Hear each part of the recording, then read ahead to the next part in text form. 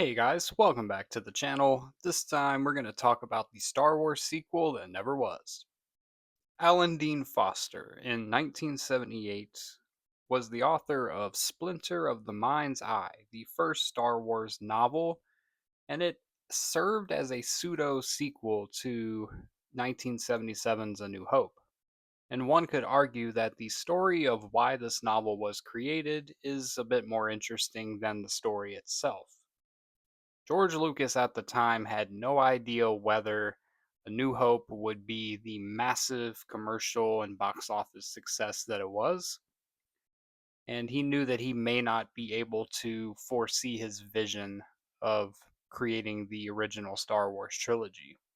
So he wanted a contingency plan. This book was designed to be an alternative follow up story in the event that A New Hope didn't perform particularly well. He could at least continue his story in some way, which we know how that turned out because he was able to produce the rest of the original trilogy. The Empire Strikes Back came out, one of the greatest films of all time, and the rest is history. But this could have been our alternative. And the plan was to write a story that included settings and a limited amount of characters and a much smaller scale story so that George could adapt it with a very minimal budget if necessary. This was all intentional from Alan Dean Foster. And you can definitely tell that the story the book tells is a much smaller scale story. It focuses on Luke and Leia as they are marooned on a planet. The Empire comes in, they're dealing with the locals, they're dealing with Darth Vader. We do get a cool face off with Vader where Leia steps up and confronts him. And what's really cool is this novel was adapted into a comic, a graphic novel, if you will, where you can visualize the story. And it's a really interesting read. You can honestly consider Splinter of the Mind's Eye one of the first installments into the Star Wars expanded universe. Nothing significant or major happens in the story that would really alter the timeline in any way. So it does serve as like that perfect in between type of story.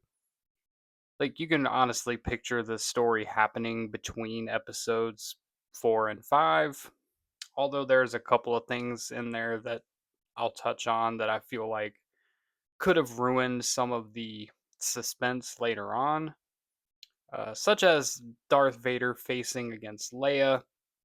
At that moment, he has to sense something is up with her. He's caught completely off guard in Return of the Jedi, finding out that Luke has a sister. I think that moment would have been cheapened a little bit, but I digress. Also, on a funny note, is that Luke is a lot more of a jerk in this story than we saw in A New Hope. At one point, he actually smacks Leia just because she interrupts his meal, and it's kind of funny out of context, but it adds to the overall lore and mysticism surrounding this decades old Star Wars project. Splinter of the Mind's Eye also lacks most of the original cast. Like Han Solo is nowhere to be seen, which can't imagine having a Star Wars sequel movie without Han Solo. When you think about his importance in The Empire Strikes Back, again, this wouldn't have been a better sequel to the original Star Wars movie by no stretch of the imagination. When you read it, it doesn't necessarily feel like a movie. It feels like a side quest, maybe a long episode of a television series, or a made for TV movie, even. Nowhere near the grand scale of the conflict we see in The Empire Strikes Back. But for what it is, I think it was a smart move based on the uncertainty surrounding the success of the original film to have a contingency plan because there would be those fans that wanted to see continued adventures of the characters. And George established this as something along those lines, I believe. Darth Vader is really great in this story. He has some great moments. We really get to see him take his ruthlessness up to another level. Alan Dean Foster did a very good job at writing Darth Vader, portraying him as this menacing threat that he is, as well as Leia really having a lot to do in this story. As I said earlier, she steps up to face Vader, and she kind of takes the lead over Luke in a lot of moments in the story to really give her some moments of development. Something really cool. I think the story of the original trilogy is Luke Skywalker's story, but again, without the presence of Leia and Han, those movies would not have been what they were. So even if Han isn't involved, I'm really glad that Leia really was given a role to shine in the story. But all in all, Splinter the Mind's Eye is a fun read. You're not going to miss out on any crucial Star Wars information by skipping it, but if you want to see Luke and Leia and Vader, you want to feel that vibe that the original trilogy gave off, it's definitely worth a read. I think it would be fun if they adapted this into like an animated short or something. Just throwing that out there. I believe there's a lot of fun and nostalgia to be had with the older Star Wars stories.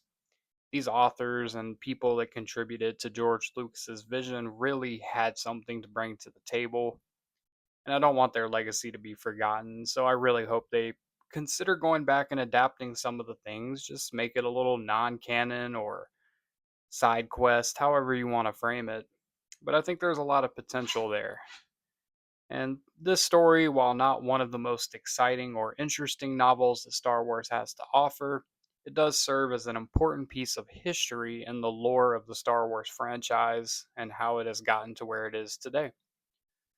But yeah, that's going to be it for this video. I appreciate you watching. Let me know if you've read Splinter of the Mind's Eye in the comments below, what your thoughts are on it. And as always, may the Force be with you. Now let's blow up that like button and go home.